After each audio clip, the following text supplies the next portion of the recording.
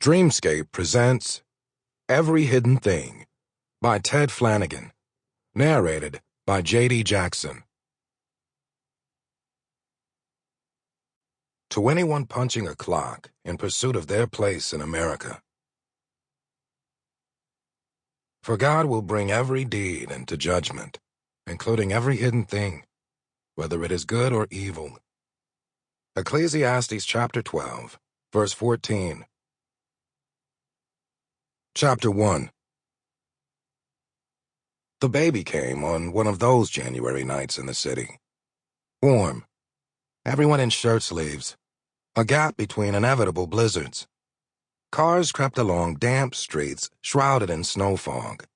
Black-crusted drifts, bounded roads warped by frost heaves, ice forming beneath the asphalt and buckling it, melted water dribbling along underground fissures to a canal dug by Irish laborers 2 centuries ago. They were angry men with alien accents. In old photos, they had huddled in tents and lean-tos on the muddy hills ringing Worcester while they dug the Blackstone like an army laying siege. The canal was forever their proudest feat.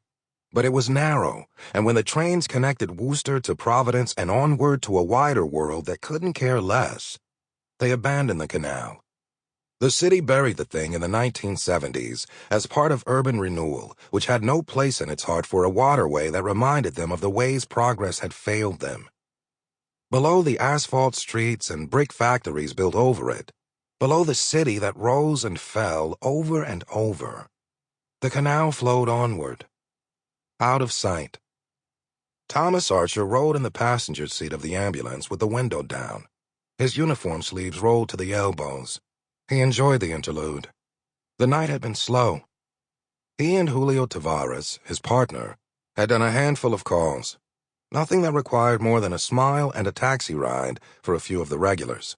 Even that felt like a gift. The holidays had started almost 2 months ago with a cardiac arrest under a Christmas tree, the dead man's children begging for their father's life, even as Archer and Julio knew they'd lost the battle before the first chest compression. Plenty of mayhem since.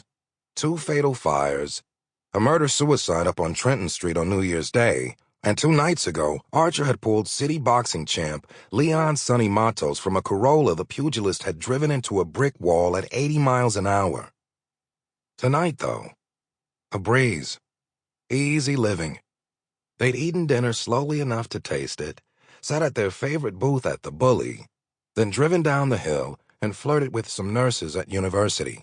The cops over at the bean machine. Sample complete. Ready to continue?